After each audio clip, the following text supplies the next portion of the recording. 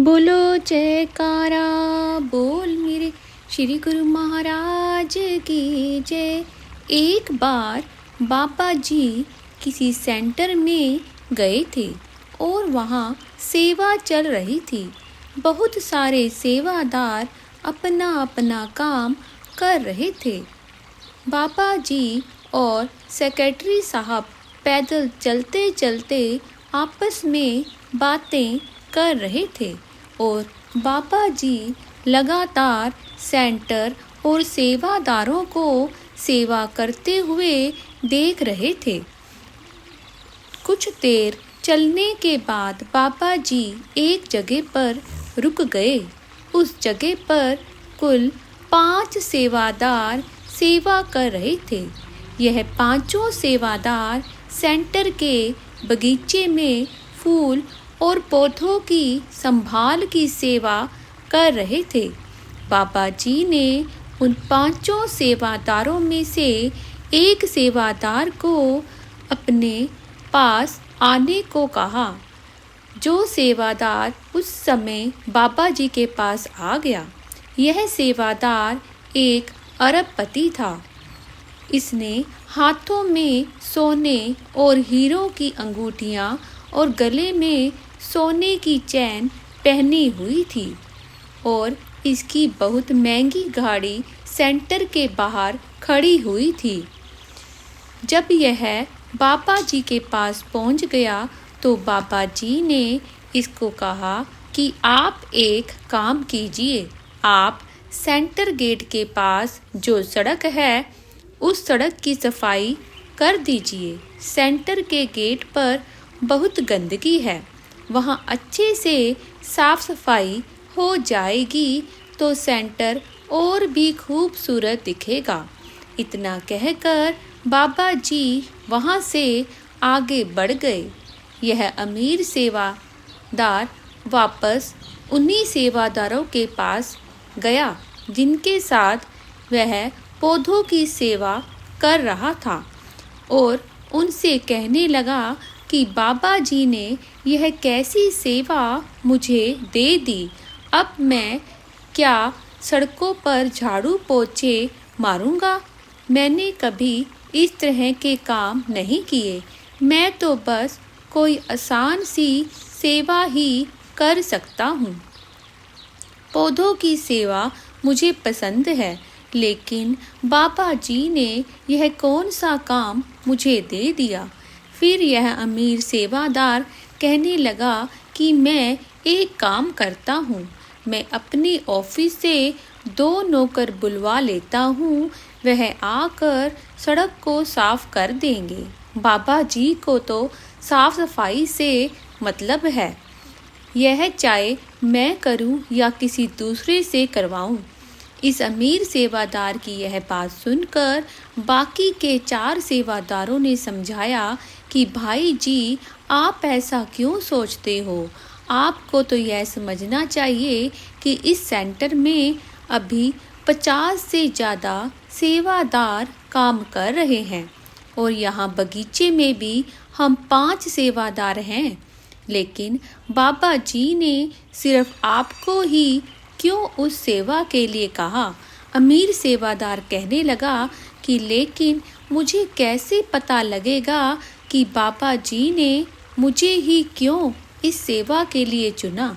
तो दूसरे सेवादारों ने समझाया कि आप चिंता ना करें, आपके इस सवाल का जवाब बाबा जी अपने आप किसी न किसी तरीके से आप तक पहुंचा देंगे।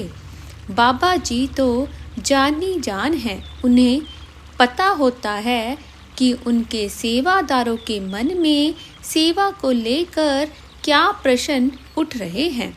अमीर सेवादार ने दूसरे सेवादारों की बात समझी और झाड़ू उठाकर लगभग 3 घंटे तक वहाँ की सड़क की अच्छे से सफाई कर दी। इसके बाद सभी सेवादार अपनी अपनी सेवा करके वापस अपने अपने घर लौट गए। उस रात यह अमीर आदमी रोज की तरह भजन सिमरन पर बैठा और उसके बाद सो गया। जो इसके मन में सोने से पहले तक यही प्रश्न उठ रहा था कि बाबा जी ने 50 सेवादारों में से सिर्फ मुझे ही सड़क साफ करने की सेवा क्यों दी। आखिर इस बात में क्या राज है। यही बात सोचता सोचता वह सो गया और अगले दिन जैसे ही उठा यह अपने टाइम पर सीधे सेंटर में पहुंच गया और इस बार पौधों की सेवा ना करके इसने वहां झाड़ू उठा ली और झाड़ू से सेंटर की सफाई करने लगा और उसके बाद पोछे भी मारने लगा।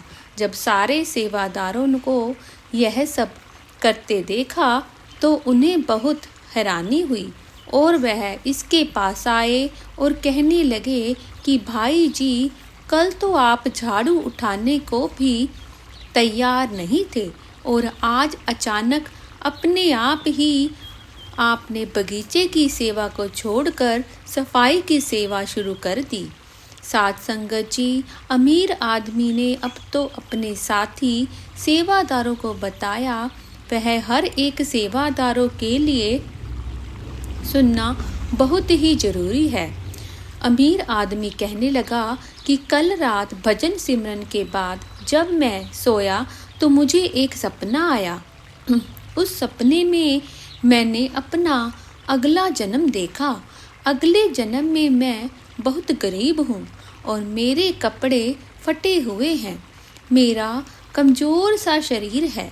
मेरी उम्र 70 साल की है और मैं एक बड़े होटल में झाड़ू और पोछे मारने का काम कर रहा हूँ और अगले ही पल मुझे अपना सत्संग घर दिखने लगा और वही दृश्य दिख रहा था जब कल मैं सेंटर के गेट वाली सड़क की सफाई कर रहा था।